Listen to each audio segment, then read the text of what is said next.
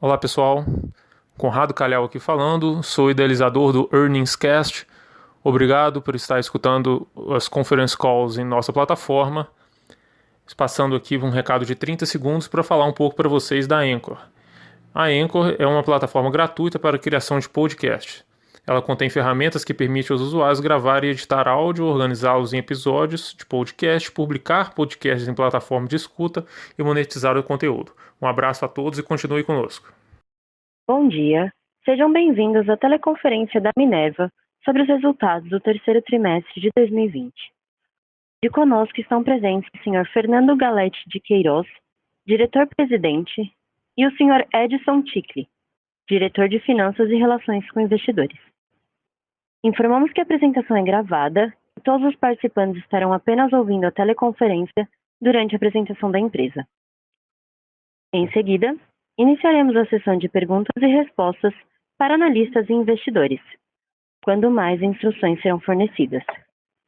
Caso alguém necessite de alguma assistência durante a conferência, por favor, solicite a ajuda de um operador digitando *0. O áudio e os slides dessa teleconferência estão sendo apresentados simultaneamente na internet no endereço www.minervafoods.com/ri. Neste endereço pode ser encontrada a respectiva apresentação para download na plataforma do webcast, seção Relações com Investidores. Antes de prosseguir, gostaríamos de esclarecer que eventuais declarações que possam ser feitas durante essa teleconferência relativa às perspectivas de negócio da Minerva, projeções e metas operacionais e financeiras, constituem-se em crenças e premissas da diretoria da companhia, bem como em informações atualmente disponíveis. Elas envolvem riscos, incertezas e premissas, pois se referem a eventos futuros e, portanto, dependem de circunstâncias que podem ou não ocorrer. Investidores devem compreender que condições econômicas gerais, da indústria e outros fatores operacionais podem afetar o desempenho futuro da Minerva e conduzir a resultados que diferem materialmente daqueles expressos em tais considerações futuras. Agora, gostaria de passar a palavra ao Sr. Fernando Queiroz, diretor-presidente, que iniciará a apresentação. Por favor, Sr. Fernando, pode prosseguir. Bom dia a todos e obrigado por participarem da teleconferência dos resultados da Minerva para o terceiro TRI de 2020. Assim como nos trimestres anteriores, vamos iniciar falando do atual momento e da nova realidade imposta pelo coronavírus. Desde o início da pandemia, a Minerva segue as orientações das autoridades, reforçando os protocolos de segurança e medidas de distanciamento em nossas plantas e escritórios. Tomamos todas as medidas necessárias para a prevenção e proteção do nosso principal e mais importante ativo, nossa equipe, nossa gente, nossos colaboradores. Seguimos também atuando junto à sociedade civil, com ações de assistência e suporte financeiro, doações de alimentos, medicamentos, produtos de higiene e equipamentos de proteção. Até o momento, são mais de 42 milhões de reais investidos em ações de suporte em todo o continente. A responsabilidade social sempre esteve presente em nosso DNA, sendo uma prioridade para nós da Minerva Foods. Todas as nossas iniciativas de apoio reforçam o nosso compromisso com a sociedade, com nossos colaboradores, parceiros, clientes e com as comunidades em que atuamos. Vamos passar agora para a discussão de nossos resultados no terceiro TRI de 2020. Iniciando pelo slide 2, com a apresentação dos principais destaques do trimestre. Começamos pelo fluxo de caixa, uma de nossas prioridades. O terceiro TRI de 2020 foi o 11º trimestre consecutivo com fluxo de caixa positivo, totalizando 595 milhões de reais no trimestre. No acumulado dos 12 meses, já temos uma geração de caixa de aproximadamente 2 bilhões, o que reflete a excelência operacional e financeira da companhia ao longo dos últimos períodos. A receita bruta consolidada da Minerva totalizou 5,4 bilhões de reais no terceiro TRI de 2020, enquanto nos últimos 12 meses alcançou o patamar recorde de 19,7 bilhões de reais. Nesse contexto, destacamos a performance das nossas exportações, que responderam por aproximadamente 70% da receita bruta nos últimos 12 meses, ratificando a forte demanda internacional e a vocação da Minerva Foods na exportação de carne bovina.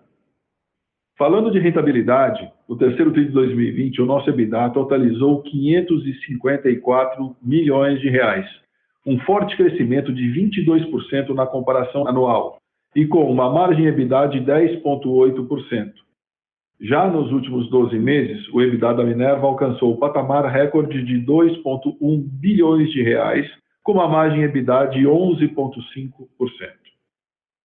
Como resultado dessa performance, a Minerva alcançou, nesse terceiro TRI de 2020, um lucro líquido de 58 milhões de reais, totalizando assim um expressivo lucro líquido de 583 milhões de reais nos 9 primeiros meses de 2020.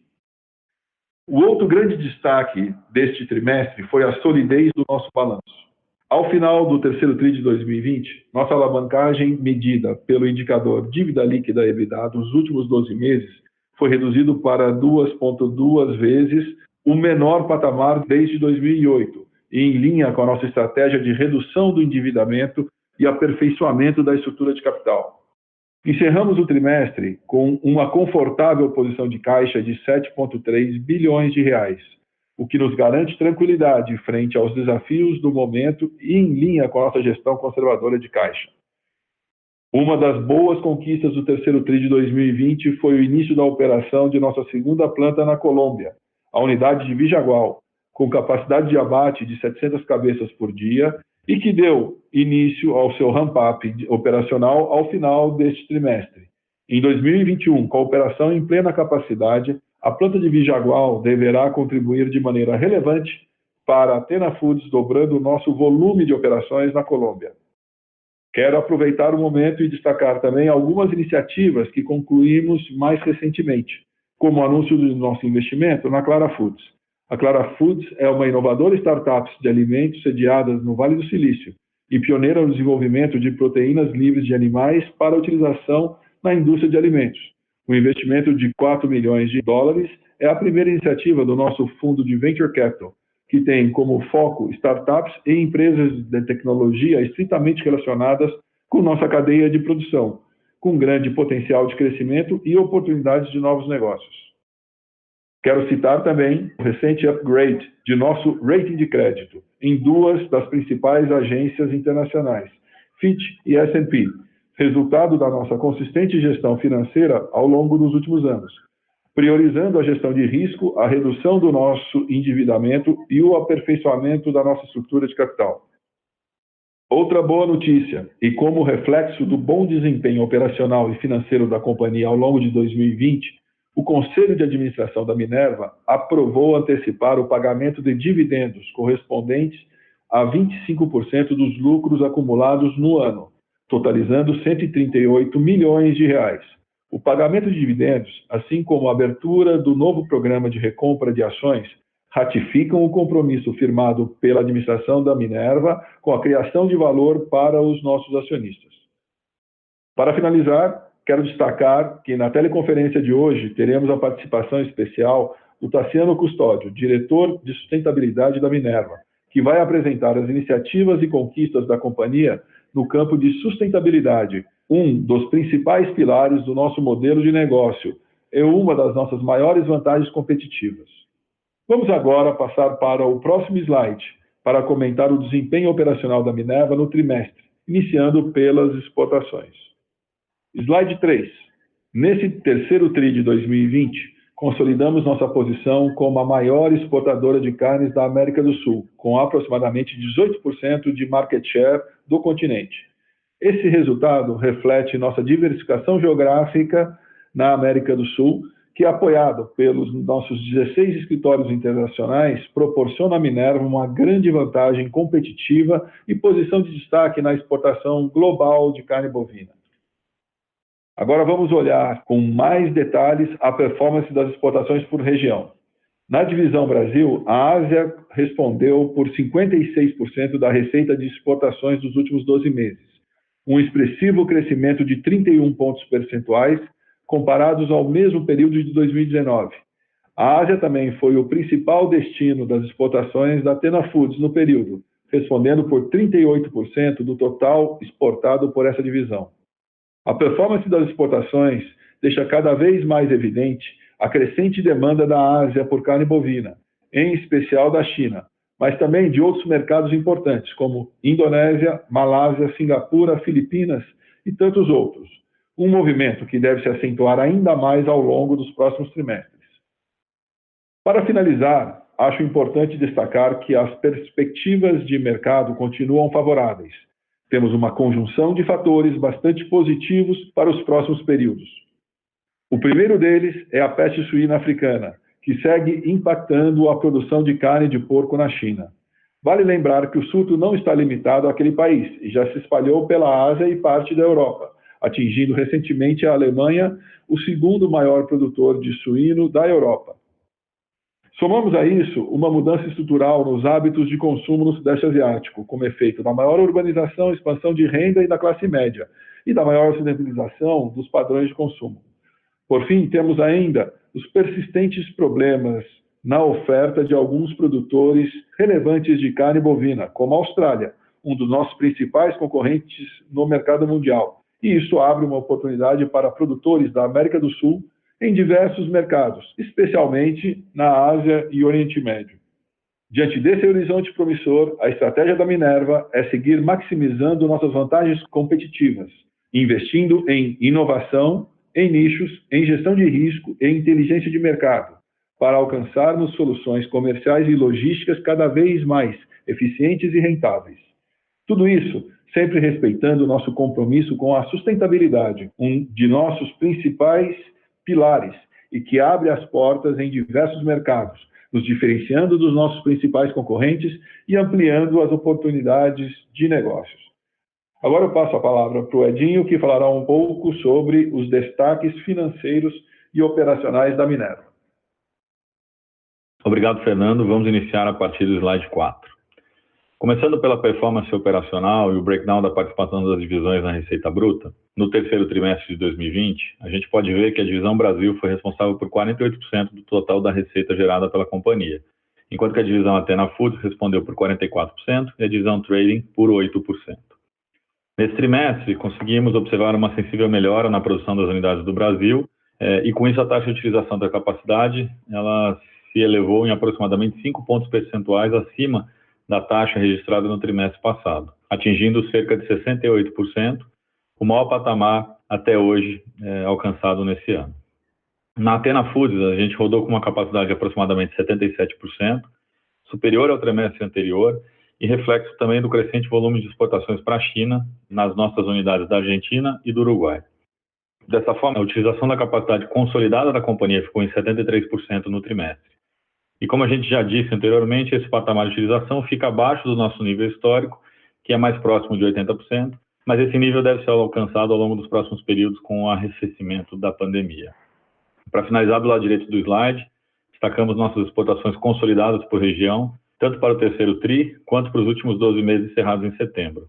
Como o Fernando já mencionou, a Ásia segue com grande protagonismo nas nossas exportações. No terceiro TRI, essa região correspondeu a 42% das exportações consolidadas, tendo a China alcançado cerca de 31% do total.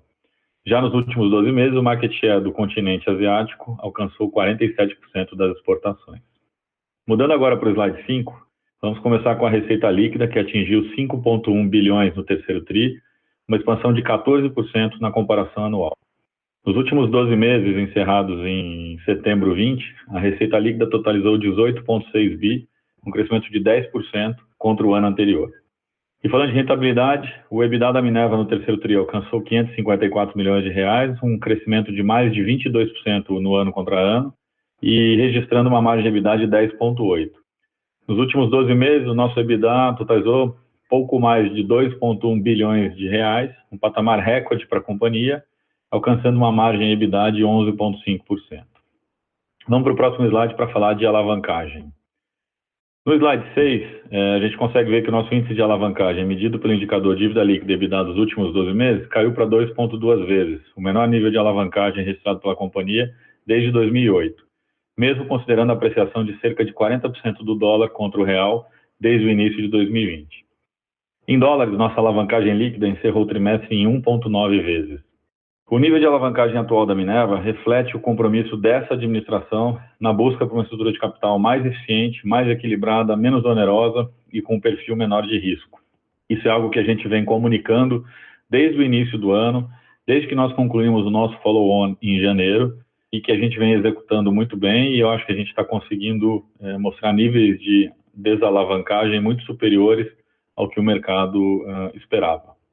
Eu aproveito também para destacar que nesse trimestre ocorreu uma grande conversão dos bônus de subscrição, inclusive a totalidade dos bônus que eram detidos pela Salic, adicionando assim cerca de 397 milhões de reais ao nosso caixa no final do trimestre. A gente tem ainda cerca de 381 milhões de reais em warrants que devem reforçar o caixa da companhia até o final de 2021. Assim que o exercício ocorrer, esses recursos entram para o caixa e ajudam a ajustar a nossa alavancagem. Então, se a gente fizer a conta hoje, ajustando a alavancagem pelo efeito desses recursos, a alavancagem em reais do Minerva, após o exercício dos bônus, seria reduzida para 2 vezes. Passando para o próximo slide, vamos falar de resultado líquido e fluxo de caixa operacional. No slide 7, a gente pode ver que no terceiro TRI de 2020, o resultado líquido foi positivo em 58 milhões de reais, após imposto de renda e contribuição social, alcançando 583 milhões de reais no acumulado de 2020. Como o Fernando citou, o Conselho de Administração da companhia aprovou antecipar o pagamento de dividendos referentes a 25% do lucro líquido acumulado no ano. Ou seja, nós temos acumulados até agora 583 milhões de reais de lucro nesses primeiros 9 meses do ano, excluindo a reserva legal de 5%, essa antecipação de dividendos totaliza 138 milhões de reais, cerca de 26 centavos por ação, não considerando as ações em tesouraria. Vale ressaltar que, em linha com a nossa nova política de dividendos aprovada no início do ano, após o fechamento do quarto trimestre, a Minerva vai, obviamente, complementar o montante de dividendos a ser distribuído referente ao resultado total do exercício de 2020 e considerando, obviamente, essa antecipação que vai ser realizada e paga agora no mês de novembro. Então, a política de dividendos, que diz que a alavancagem medida pela dívida líquida EBITDA, quando estiver igual ou menor que 2,5 vezes ao final do exercício, o dividendo mínimo passa a ser 50%, 25% obrigatório e 25% complementar. A gente está adiantando uma parte dos dividendos agora e, ao final do ano, tendo os números fechados, a gente vai divulgar o dividendo referente ao ano de 2020, vamos descontar a parcela que já foi antecipada e fazer a complementação no ano que vem. As ações passam a ser negociadas ex-dividendos a partir de 9 de novembro e essa antecipação vai ser paga no próximo dia 13 de novembro. Vale dizer que essa antecipação de dividendos ela reflete não somente a excelência operacional da companhia, mas também esse nosso sólido modelo de gestão de riscos, que foi um fator fundamental para construir uma estrutura de capital sólida e com perfil de risco muito menor, o que acabou propiciando aproveitar oportunidades como essa que o mercado nos deu de aumentar a geração de caixa e, portanto, gerar mais valor para os nossos acionistas. Passando agora para a geração de caixa, o fluxo de caixa das atividades operacionais atingiu 955 milhões de reais no trimestre, sendo que aproximadamente 405 milhões foram ajustes do lucro líquido. O capital de giro devolveu 491 milhões ao caixa do terceiro TRI, impulsionado principalmente pela linha de fornecedores que devolveu 796 milhões de reais ao caixa. No acumulado de 12 meses, o fluxo de caixa operacional está positivo em 3,6 bi. Vamos agora para o slide 8 para comentar o fluxo de caixa livre, que é a grande prioridade da Minerva. Então, no terceiro TRI de 2020, o fluxo de caixa livre seguiu positivo pelo 11º trimestre consecutivo e totalizou 595 milhões de reais. Fazendo o build-up, a gente parte de um EBITDA antes dos itens não recorrentes de 540 milhões e os investimentos no trimestre foram na casa de 131 milhões. Lembrando que, como o Fernando citou no início da apresentação, a gente teve a aquisição do frigorífico Vijagual na Colômbia, que somou aproximadamente 75 milhões no CAPEX do período e já está incluído nesse 131. O resultado financeiro base caixa foi de 319 milhões negativo, impactado principalmente pelo pagamento de juros dos nossos bonds feitos numa taxa de câmbio bastante mais depreciada, e a necessidade de capital de giro foi positiva em 491 milhões de reais no trimestre. Excluindo então os efeitos não recorrentes de 14 milhões devido a gastos sociais e outras despesas relacionadas à pandemia do novo coronavírus, a gente chega a um fluxo de caixa livre recorrente de 595 milhões no trimestre. Usando o mesmo critério, o fluxo de caixa livre dos últimos 12 meses alcançou aproximadamente 2 bilhões de reais. De parte de um EBITDA de 2,1 bilhões, CAPEX dos últimos 12 meses de 340, resultado financeiro base caixa negativo em 226 e variação de capital de giro positivo em 405. Somando o impacto de 39 milhões de itens não recorrentes, a gente chega então a esse fluxo de caixa livre da ordem de 2 bilhões de reais nos últimos 12 meses, o que sim reflete a excelência operacional e a performance financeira da Minerva no período. Eu chamo a atenção para esse resultado de fluxo de caixa livre dos últimos 12 meses, comparando com o EBITDA do mesmo período. A gente gerou 2 bi de fluxo de caixa livre com um EBITDA de 2,1 bi, ou seja, uma taxa de conversão EBITDA-caixa superior a 95%. Então, isso significa dizer que a métrica de EBITDA como proxy de geração de caixa livre, no caso da Minerva, nos últimos 12 meses, se mostrou bastante aderente. Eu acho que difícil encontrar nesse setor uma outra companhia que tenha uma taxa de conversão EBITDA-caixa tão alta quanto a conversão que a gente conseguiu ter no Minerva nos últimos 12 meses. Vamos passar agora para o slide 9 e falar sobre o bridge da dívida líquida. Então, ao final do trimestre anterior, a nossa dívida líquida totalizava 5,4 bi. Nesse terceiro TRI, a gente teve um resultado positivo do fluxo de caixa livre de 595 milhões. Tivemos um impacto de 14 milhões de reais relativos a itens não recorrentes já explicados. Tivemos 397 milhões de reais positivos referente ao exercício dos bônus de subscrição no período. Tivemos 18 milhões como efeito não caixa dos instrumentos de hedge. E tivemos a variação cambial impactando a parcela da nossa dívida em moeda estrangeira, também não caixa, da ordem de 291 milhões de reais, ou seja, só considerando a variação cambial, a nossa dívida teria subido 291 milhões de reais no trimestre. Quando a gente soma todas essas contas e refaz o bridge, a dívida sai de 5,4 bi para uma dívida de 4,7 bi ao final do trimestre, mesmo considerando a depreciação cambial de quase 16 centavos na comparação entre o fechamento do terceiro TRI e o fechamento do segundo TRI. Então, novamente, ratificamos o compromisso da administração em diminuir o nível de endividamento e, principalmente, melhorar gradativamente a estrutura de capital. A política de hedge continua impondo que nós tenhamos um mínimo de 50% de proteção para a exposição cambial passiva de longo prazo. Então, com isso, a gente continua com a exposição cambial bastante protegida no nosso balanço, o que nos dá o conforto de continuar gerando esses excelentes resultados operacionais e financeiros. E no próximo slide a gente fala mais sobre a estrutura de capital. Então, como a gente já falou, o índice de alavancagem medido pela relação dívida líquida EBITDA dos últimos 12 meses encerrou o terceiro TRI em 2,2 vezes, o menor nível desde 2008. A posição de caixa da companhia ficou em 7,3 bi ao final de setembro, fruto também da política de hedge que nos obriga a manter uma parte relevante do nosso caixa em dólares. Portanto, quando há depreciação do real, ter esse caixa em dólar implica em ter mais reais ao final do trimestre. Isso nos propicia bastante proteção nos momentos de elevada volatilidade. E falando do perfil do endividamento, cerca de 79% da dívida está exposta à variação cambial e tem um duration aproximado de 5 anos. Lembrando que a política de hedge nos faz ter no mínimo 50% da exposição cambial de longo prazo protegida. Por fim, eu gostaria de ressaltar os 2 upgrades recentes recebidos das agências de rating Fitch e S&P nas nossas notas de crédito.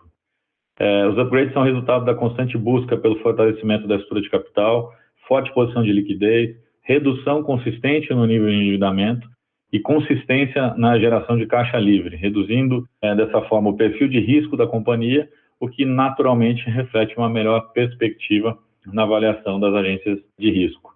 Eu vou passar agora a palavra para o Taciano, que é o nosso diretor de sustentabilidade, que vai falar um pouco sobre as iniciativas da Minerva em relação aos pilares de ESG. Taciano. Bom dia a todos. Obrigado pela participação em nossa teleconferência de resultados. Essa é uma excelente oportunidade de explorarmos também a agenda ESG da Minerva Foods e como lideramos a pauta de sustentabilidade na América do Sul.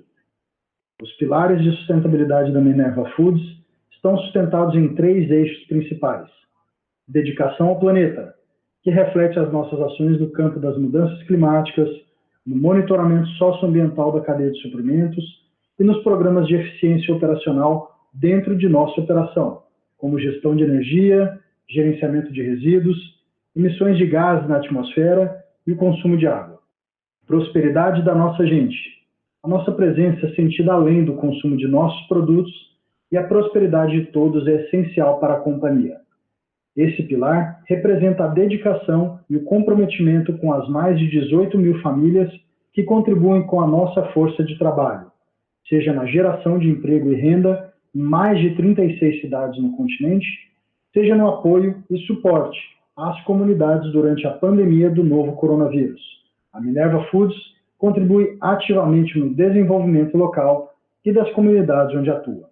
E, por fim, qualidade do produto e respeito com a vida, o pilar em que tratamos da segurança do alimento que produzimos e exportamos para mais de 100 países, e também do respeito e cuidado que dedicamos no manejo dos animais.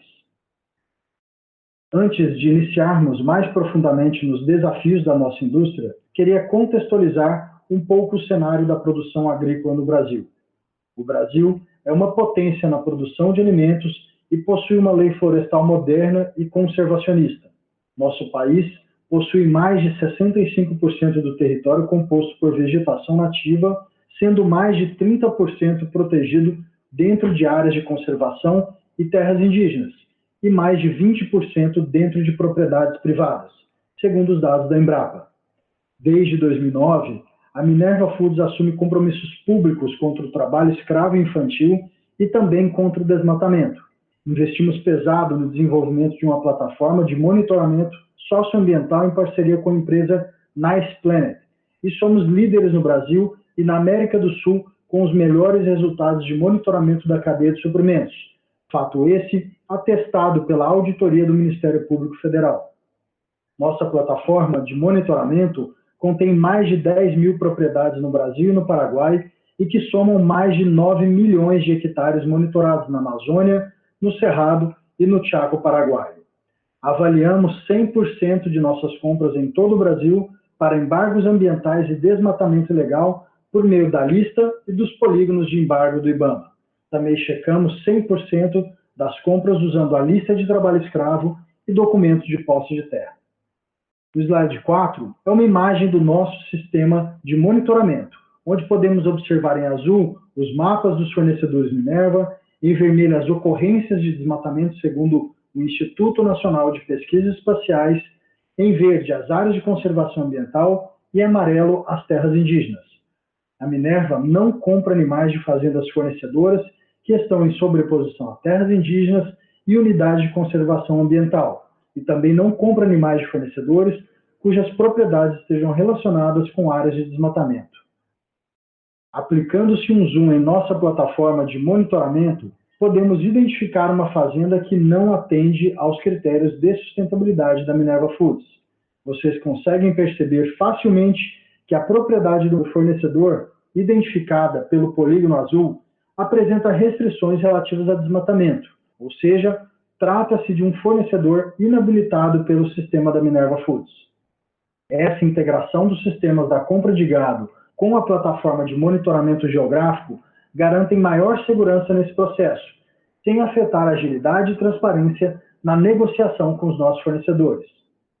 No slide 6 temos um exemplo do relatório gerado pelo sistema, com as informações que inabilitam e bloqueiam a compra de animais do fornecedor.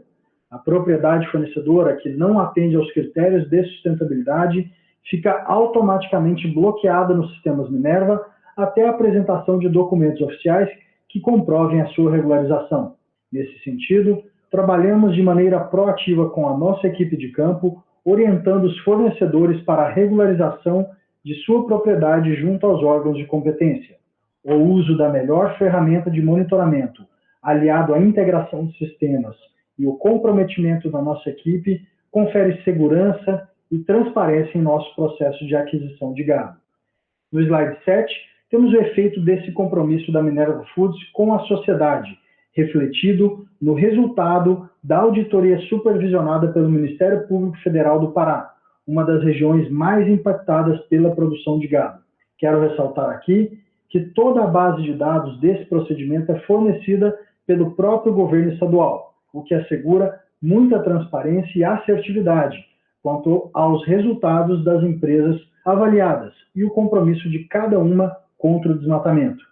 A Minerva Foods é o grande destaque e possui os melhores resultados entre os grandes players, com 100% de conformidade na avaliação de 100% das compras na primeira auditoria e 99,7% de conformidade na avaliação de 97% das compras na segunda auditoria.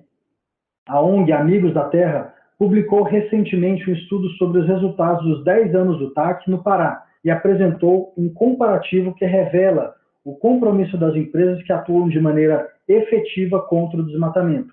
E, novamente, conseguimos perceber os excelentes resultados e grande destaque alcançado pela Minerva. Sem sombra de dúvidas, sustentabilidade é um pilar fundamental no modelo de negócio da companhia. Um grande desafio do nosso setor está relacionado com o monitoramento dos fornecedores, especialmente aqueles nos elos iniciais de produção da cadeia, os chamados fornecedores indiretos, ou seja, aqueles que fornecem animais aos nossos fornecedores finais. Queria aproveitar e contextualizar um pouco esse cenário e o impacto, especialmente na cadeia de uma companhia como a Minerva Foods, cujo foco do modelo de negócio é o mercado de exportação. Em um estudo conduzido pela Nice Planet Geotecnologia, 90% da ocorrência dos desmatamentos acontece em propriedades de até 500 hectares, sendo que 65% destes ocorrem em propriedades de até 100 hectares. Se a gente levar em consideração as médias de produtividade da pecuária no Brasil, a capacidade de produção de gado em propriedades menores que 100 hectares é bastante baixa. Conseguem entregar, em média, 36 animais por ano. Isso impacta diretamente o nível de rentabilidade e limita a capacidade de investimento em tecnologias para melhorar o sistema de produção nessas propriedades. Ou seja, nesse contexto, os pequenos produtores, aqueles que operam em propriedades menores que 100 hectares e que, de acordo com os estudos estatísticos, acabam tendo maior impacto no desmatamento, não conseguem qualificar e tampouco fornecer escala relevante a animais com a qualidade e a segurança exigido pelos mercados internacionais. Atributos como idade máxima, peso, pH da carne e marmoreio somente são atingidos com os investimentos no campo, em nutrição, bem-estar animal, pastagem e sistemas de intensificação. Os produtores que não possuem rentabilidade suficiente para investir em tecnologia ficam fora do mercado de exportação. Ainda sobre o tema de fornecedor indireto, a Minerva se posiciona mais uma vez como pioneira em sustentabilidade, buscando apresentar alternativas e respostas a essa discussão. Somos a primeira empresa a testar o VisiPack, uma ferramenta para diagnóstico da cadeia de fornecedores indiretos e com foco na avaliação de riscos. Os resultados preliminares dos testes aplicados em Mato Grosso e Rondônia são muito positivos, com 99,9% de atendimento aos critérios estabelecidos pelo Grupo de Trabalho de Fornecedores Indiretos. Foram 3.314 propriedades avaliadas e apontadas como potenciais fornecedoras indiretas das 3 plantas da amostra do teste. O teste com a ferramenta VisiPack é mais uma iniciativa da Minerva Foods em conjunto com diversos atores da cadeia da carne no Brasil, em busca de maior transparência e segurança no processo de originação do gado. Já no bioma do Cerrado, possuímos as unidades de Barreto e José Bonifácio em São Paulo, com 100% dos fornecedores de 2020 inseridos no sistema de monitoramento geográfico, e estamos avançando para a cadeia de fornecimento de Palmeiras de Goiás e Janaúba, em Minas Gerais. O nosso target é estar com 100% dos fornecedores de 2020 inseridos na plataforma de monitoramento até dezembro deste ano, mais uma ação material da Minerva Foods no gerenciamento da cadeia de suprimentos. E fomos além do Brasil. Já estamos com mais de 50% dos fornecedores da região do Chaco, no Paraguai, monitorado para os critérios de sustentabilidade. O processo de monitoramento passou por auditoria independente de terceira parte e os resultados estão publicados em nosso website.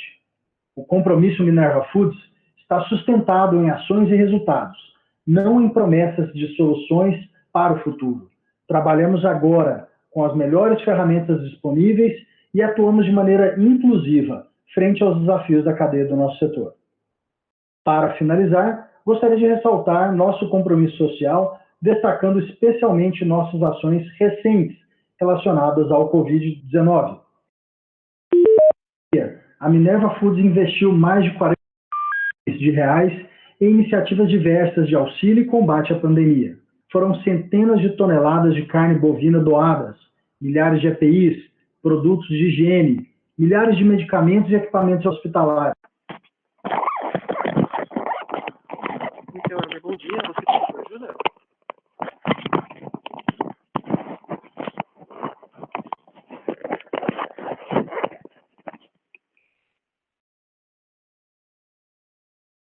Falando de bem-estar animal, um pilar fundamental na cadeia de produção de alimentos, tratamos o assunto com muita seriedade. Investimos pesado na capacitação de nossa equipe, modernização de nossas fábricas e certificação dos nossos processos. O manejo animal adequado garante melhor qualidade de nossos produtos e rentabilidade aos nossos fornecedores.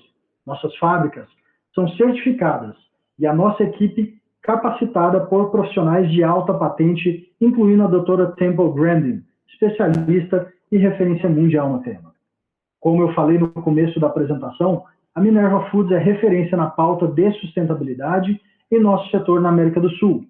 Esse pioneirismo e liderança, além de ser um dos pilares fundamentais de nosso modelo de negócios, conta com o apoio e suporte de importantes parceiros como o IFC, International Finance Corporation, reconhecido mundialmente pela exigência junto às empresas investidas na pauta de sustentabilidade, governança e responsabilidade social. Hoje a Minerva Foods é a única empresa do setor da carne bovina em toda a América Latina que conta com a parceria e investimento da IFC.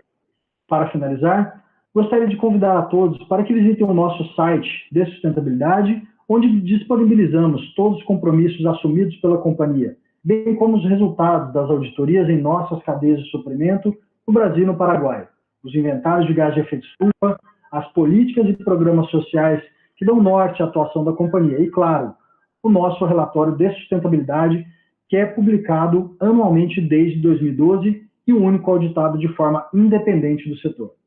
Nós, da Minerva Foods, temos um compromisso com o agronegócio e temos orgulho de produzir esse alimento tão essencial que é a carne bovina. Contudo, sempre atuando de maneira ética, sustentável e com responsabilidade social, a fim de oferecer alimentos com qualidade e segurança para nossos clientes em todo o mundo. Obrigado pela atenção de todos e agora eu devolvo a palavra ao Edson. Bom, Tassiano, muito obrigado pela apresentação. A gente conclui aqui a apresentação e eu passo agora a palavra de volta para a operadora para a gente dar início à sessão de perguntas e respostas. Muito obrigado a todos.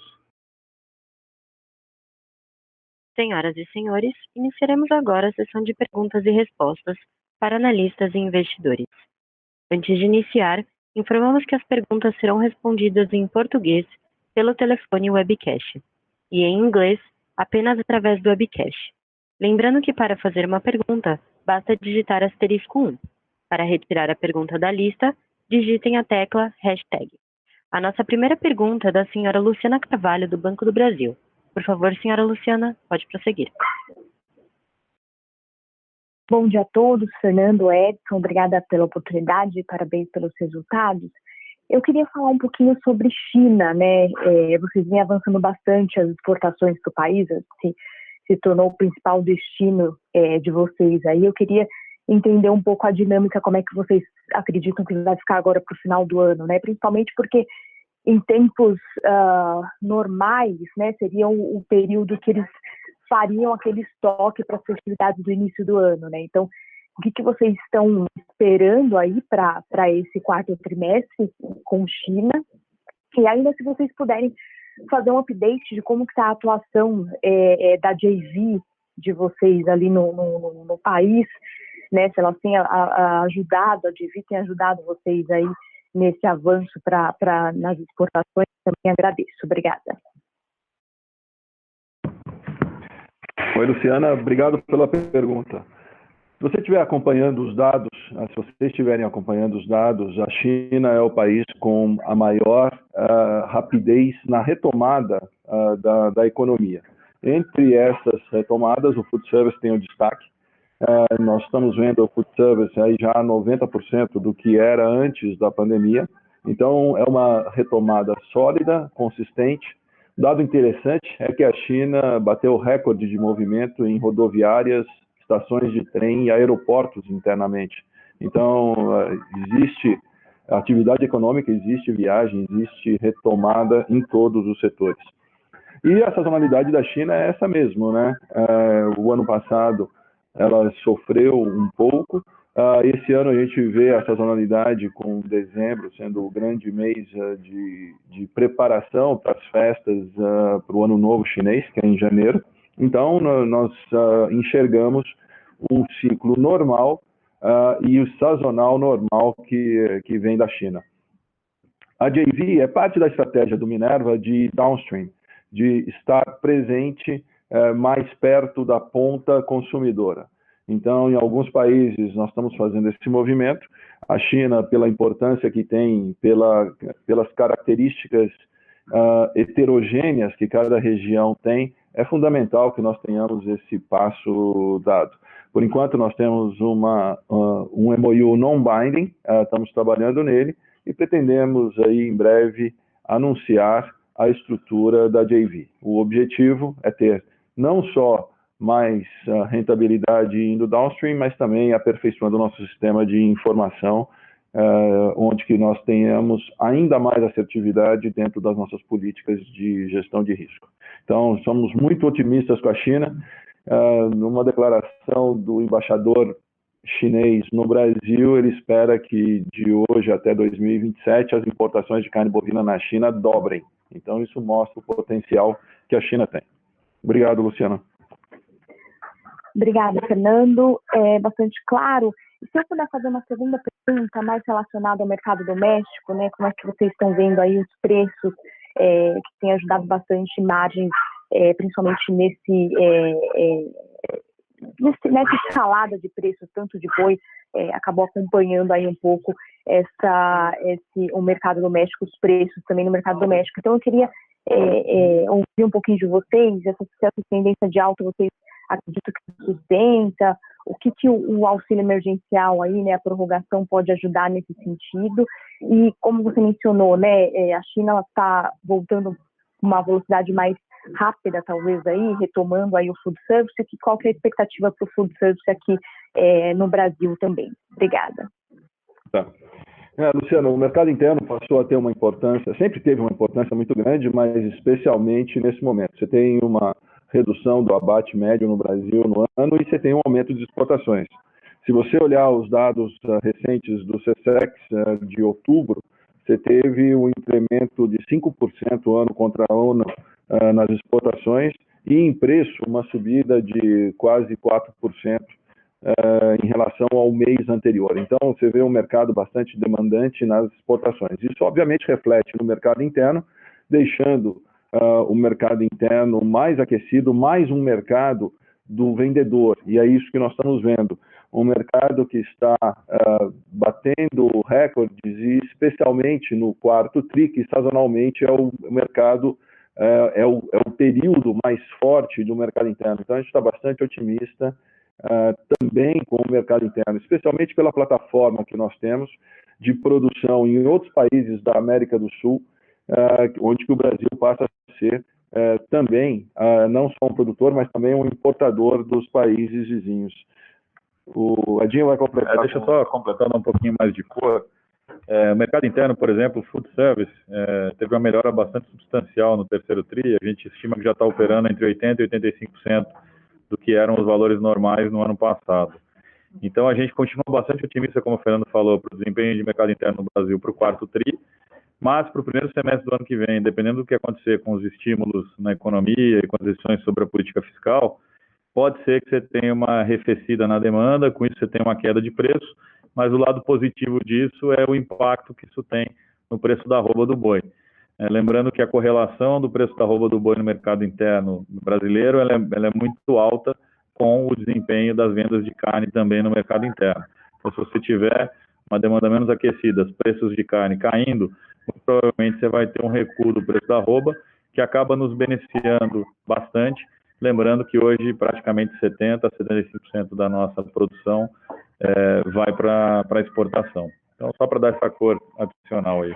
Só adicionar uma coisa a mais, Luciana, é o seguinte, nós estamos vendo muito sólida a nossa plataforma no mercado interno. Se você se lembra, no começo do segundo TRI, nós lançamos um fundo de apoio aos nossos clientes, especialmente pequenos e médios do mercado interno.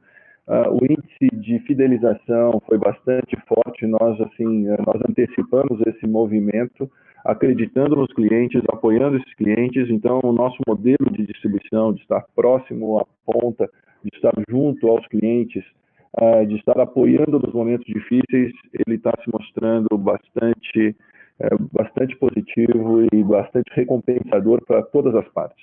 Obrigado. Tá ótimo, obrigada, Fernando. Obrigada, Edson. Nossa próxima pergunta é do senhor Ricardo Alves, do Morgan Stanley. Por favor, senhor Ricardo, pode prosseguir. Bom dia, Fernando, Edson. Obrigado pelo call. Duas perguntas sobre rentabilidade. A primeira, em Athena, esses 12% de margem de EBITDA realmente surpreendeu positivamente. Quão sustentável vocês estão vendo esse nível de rentabilidade na divisão? Acho que se vocês puderem dar um pouquinho mais de color com relação aos custos nessa divisão, acho que nos ajudaria, por exemplo, um pouco de perspectiva sobre o custo de Quero na Argentina, por exemplo, qualquer color adicional para a gente tentar entender a sustentabilidade desse resultado. E a segunda também na mesma linha, mas aí pensando um pouco mais no consolidado, levando em conta alguns dos pontos que já foram levantados, né, a questão do gado, da roupa do gado muito alta aqui no Brasil, levando em consideração que a demanda na China deve continuar forte agora no quarto tri, levando em consideração também que o food service no Brasil tem melhorado, tudo isso junto, como que vocês estão pensando na sua rentabilidade consolidada aí para o quarto trimestre, nesse 0,11% agora, que foi bastante sólido, mas colocando tudo isso na conta, todas essas variáveis, algumas positivas, outras um pouco menos, como que vocês estão vendo a rentabilidade para o final do ano? Muito obrigado. Bom, falando um pouco de Athena, a gente divulga uma semana antes dos resultados um panorama setorial. Você falou um pouco de custos. Lá a gente abre, por exemplo, o preço médio do gado em todos os países em que a gente opera. Se você comparar o preço médio em dólar, por exemplo, você vai ver que o Paraguai, a média do trimestre passado foi $2,50 por quilo. Se a gente olhar, por exemplo, o Uruguai, que é o país mais caro hoje na América do Sul, $3,50. A Argentina também na faixa de $2,50 por quilo. Então, isso significa dizer que esses países da América do Sul, principalmente a Argentina, que tem basicamente os mesmos mercados que o Brasil, ele acaba sendo mais competitivo por essa questão de custo e, portanto, acaba tendo margens até um pouco melhores do que as margens que a gente está vendo no Brasil. Se você olhar a Athena Foods, a gente abre o histórico aí na página 22 do release. Nos últimos 2 trimestres, ela operou perto de 12%. Né? No segundo TRI, ela operou a 11,70%, no terceiro TRI, 12,1%. Se a gente pegar o terceiro TRI do ano passado, onde as condições de venda de preço em dólar eram muito piores, ela mesmo assim operou numa margem aí perto de 10%. Então, a gente acha, e se vocês olharem a apresentação que a gente deixou no site, falando um pouco das nossas expectativas para a Athena Foods para frente, a gente já tinha uma expectativa para esse terceiro TRI ao redor de 12%, a gente conseguiu chegar muito próximo, até superar um pouquinho a expectativa inicial que nós tínhamos no Business Plan. Para o quarto TRI, a expectativa está por volta de 11%, né, naquela apresentação, e a gente acha que, pelos números que nós estamos vendo nesse quarto TRI, a gente vê uma perspectiva de margens, não só na Athena, mas no Brasil, na Minerva como um todo, so far muito próximas da situação que a gente viu no terceiro TRI. Então, é isso, a Athena Foods ela tem uma competitividade bastante grande em função do preço do gado, do custo, e porque na ponta da venda ela consegue atuar em mercados muito parecidos com o Brasil, em alguns casos mercados até mais premium e que pagam mais pela carne produzida lá. Ricardo, acrescentando o que o Edinho colocou, vale destacar a nossa estratégia da diversificação na América do Sul. Essa estratégia nos permite arbitrar os mercados, nos permite, independente da sazonalidade, da moeda, do ciclo, estar sempre presente com competitividade. E a Athena, ela mostra isso claramente, e a Athena com o Brasil mostra isso ainda mais forte. Vale lembrar que a América do Sul hoje representa mais de 40% das exportações mundiais e com concorrentes que têm um gap de preço significativamente mais alto. Se você levar em conta que a maioria dos países concorrentes, eles têm como grão a sua base de custo e com o aumento de grãos puxados pelo mundo todo, a forma que nós produzimos na América do Sul, basicamente a pasto ou no semi-confinamento, com outros resíduos da agroindústria, dá para nós uma competitividade ímpar.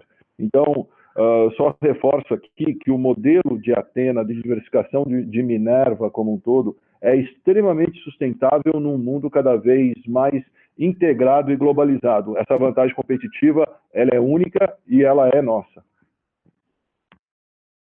Tá ótimo, Fred. Obrigado, Edson, também. Lembrando que para fazer perguntas, basta digitar *1. A nossa próxima pergunta é da senhora Isabela Simonato, do Bank of America. Por favor, senhora Isabela, pode prosseguir. Eu tenho duas perguntas. A primeira, ainda explorando um pouco mais o ciclo de gado no Brasil, né? Eu entendo que a demanda tem sido um fator super importante para puxar o preço da arroba, mas, por outro lado, a gente também está vendo o preço dos bezerros, né? Tendo um rally bem importante esse ano. Olhando além do quarto tri, né? Olhando mais para 2021 e 2022, como que vocês estão olhando disponibilidade de gado e o ciclo de um modo geral? Essa é a minha primeira pergunta. E a segunda é em relação ao capital de giro, né? Você teve uma melhora super importante vindo de dias de fornecedor. Se vocês pudessem dar um pouquinho mais de cor desse movimento no trimestre e olhando para o quarto tri, como que isso deveria se comportar? Obrigada. Bom, Isabela, em relação a ciclo, a gente vem falando já há bastante tempo que a gente vê o ciclo virando no Brasil a partir do final de 2020 e começo de 2021. Então está bem em linha com o que a gente esperava. As nossas projeções de preço da arroba, elas implicavam numa alta nesse terceiro tri e nesse segundo semestre, na verdade. Então está bastante em linha com o que a gente esperava. Essa virada de ciclo, eu acho que a gente tem que focar menos no preço do gado e mais, de novo, no spread. A gente é um spread business, eu não canso de repetir isso todos os calls. Independente de onde está o preço da arroba, o que faz sentido olhar é se a indústria tem capacidade ou não de repassar isso para os preços de venda e, dessa forma, manter o spread, manter a margem.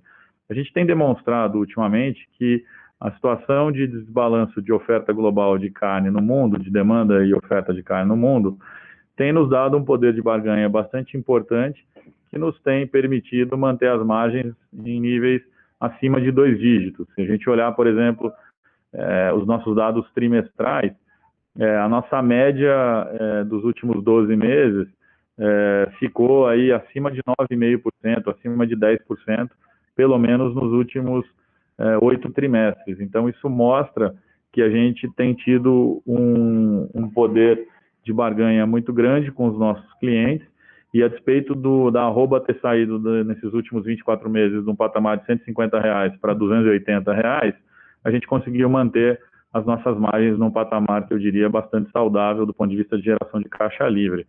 Então, olhando para frente, não tem por que a gente duvidar desse mesmo cenário. Ainda que a gente veja um ciclo menos favorável aqui no Brasil e, portanto, alguma pressão que boa parte dela, eu diria, já está sendo antecipada aí nesse segundo semestre no preço do gado, a gente não tem por que não crer que a gente continua tendo esse poder de barganha e, portanto, a gente continua tendo poder para repassar os preços e manter a nossa rentabilidade em reais nessa faixa aí de 2 dígitos.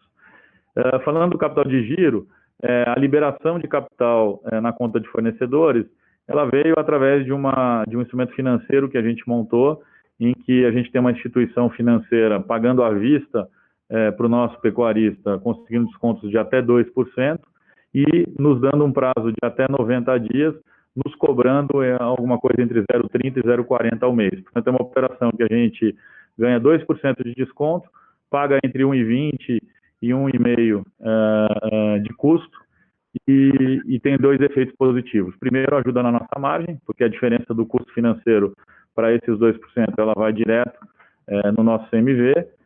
E o segundo e mais importante benefício é a liberação de dinheiro que estava empatado em capital de giro, que nos ajuda a reduzir o endividamento e, por consequência, a reduzir na margem mais despesa financeira. Então, se a gente colocar na conta, a operação ela é bastante rentável, não só do ponto de vista operacional, pela redução do CMV, mas também, principalmente, do ponto de vista financeiro, por nos ajudar a ter uma dívida menor com a liberação de capital de giro.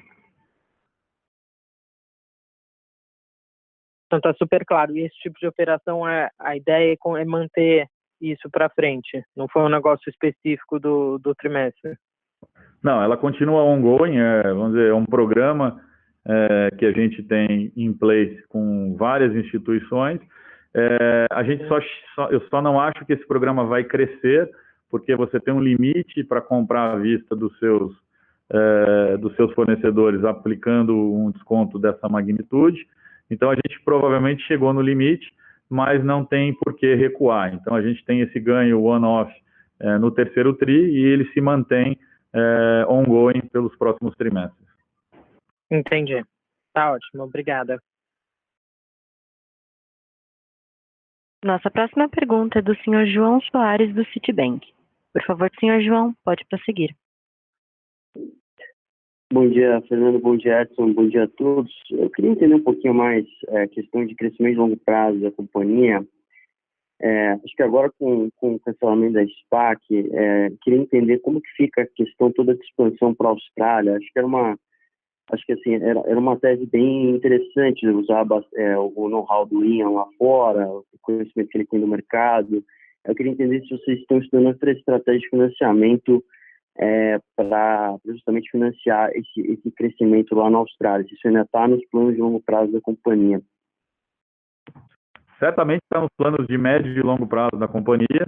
É uma questão de estrutura de capital. A gente provou que pela forte geração de caixa líquido operacional, a gente consegue atingir as métricas de desalavancagem que foram propostas. Como eu disse, a gente está até atingindo isso mais cedo do que o mercado esperava, do que mesmo o nosso business plan inicial estava apontando. Então, portanto, se a gente conseguir manter os níveis de geração de caixa operacional como a gente tem mantido nos últimos 11 trimestres, vai possibilitar reduzir a alavancagem para um nível ainda mais confortável, abaixo de 2 vezes, num curto espaço de tempo, vai nos propiciar cumprir a política de dividendos que determina distribuir pelo menos 50% do lucro líquido ao final do ano calendário, e ainda vai sobrar caixa para a gente executar um business plan de crescimento bastante específico, nada transformacional, algo como, por exemplo, a gente fez na Colômbia. A gente gastou aí 75 milhões de reais, que já estão nesse capex do trimestre, que foi 131 milhões, e mesmo assim a gente gerou um fluxo de caixa operacional no trimestre, 600 milhões positivo, depois, inclusive, do capex. Então, é dessa forma que a gente vai manejar a estrutura de capital, do ponto de vista estratégico. Além do business plan, a gente realmente tem um ativo diferenciado, que é o Ian, e o conhecimento que ele tem lá no mercado da Austrália, e, portanto, a gente vai fazer uso disso no momento correto, sem comprometer a estrutura de capital da companhia. Ô João, acrescentando o que o Edinho falou, um dos pontos fundamentais que nós temos, um diferencial que nós temos, é a parte de gestão de risco. Então, quanto mais a diversificação geográfica existe, mais esse instrumento ganha eficiência. Então, o que nós estamos levando é essa tecnologia, essa cultura, esse DNA da Minerva de diversificação, de gestão de risco, diversificando geograficamente. Aqui vale também colocar para você que todos os planos que nós temos, eles são divididos anteriormente com o mercado, mostrando a consistência que nós temos. Está super claro, Fernando Edson, obrigado. E só um follow-up rápido em relação à pergunta da Isabela, em relação a capital de giro, essa estrutura que vocês montaram, quanto mais ou menos representa de despesa financeira, quanto que eu imaginaria de despesa financeira a caixa nessa estrutura recorrentemente, olhando uma despesa financeira a caixa analisada?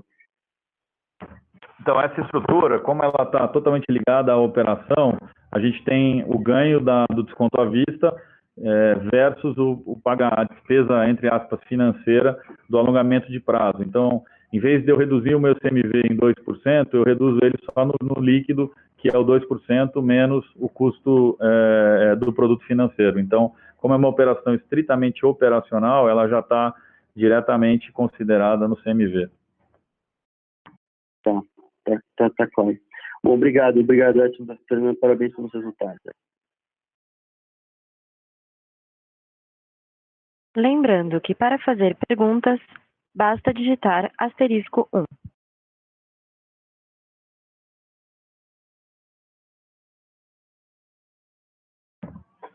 Chegou uma pergunta aqui pelo webcast do Rafael Sommer. Bom dia, poderia dar um pouco de cor em relação ao resultado de hedge cambial, dado que essa linha foi negativa em 64 milhões de reais no trimestre, com o real tendo depreciado. Além disso, poderiam falar mais do capital de giro da linha de fornecedores. A segunda parte da pergunta, acho que eu já respondi. Em relação ao hedge cambial, é muito simples. Quando o câmbio passou no segundo trimestre no terceiro trimestre dos níveis de fechamento do segundo TRI, a gente resolveu proteger o caixa, que foi mais de R$1 bilhão, que a gente ganhou no primeiro e segundo TRI com a política de hedge, transformando o NDF numa call. Como é que a gente fez isso? A gente comprou put. Eu tinha dólar futuro comprado, eu compro put, o sintético disso é uma call. E a gente comprou put em vários strikes, entre 5,20 e 5,40, e essas puts venceram com o câmbio acima disso, a 5,64, e, portanto, a gente acabou perdendo o prêmio.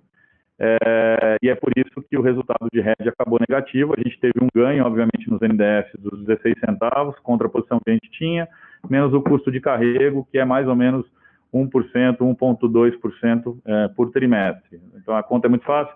Pega o nosso NDF, multiplica por 16 centavos, tira o custo de carrego e tira o custo das opções que venceram e que não foram exercidas. A gente chega nesse resultado negativo, pequeno resultado negativo no trimestre.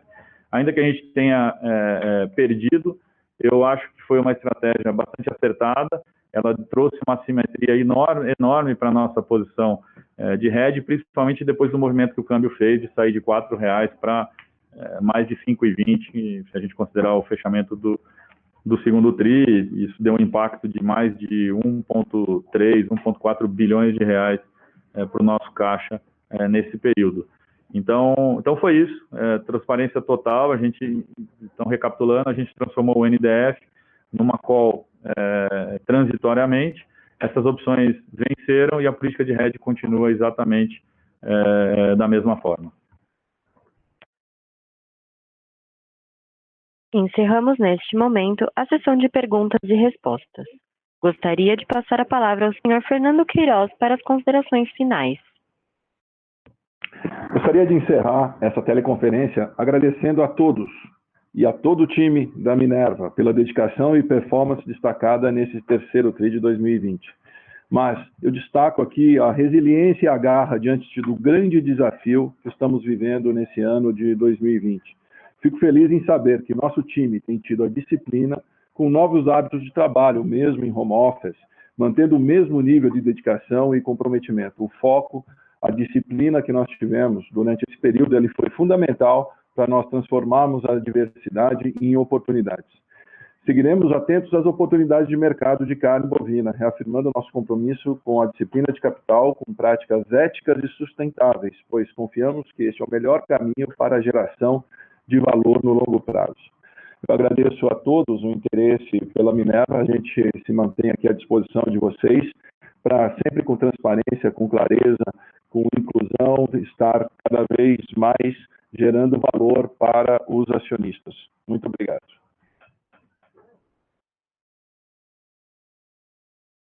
A teleconferência da Minerva está encerrada. Agradecemos a participação de todos e tenham um bom dia.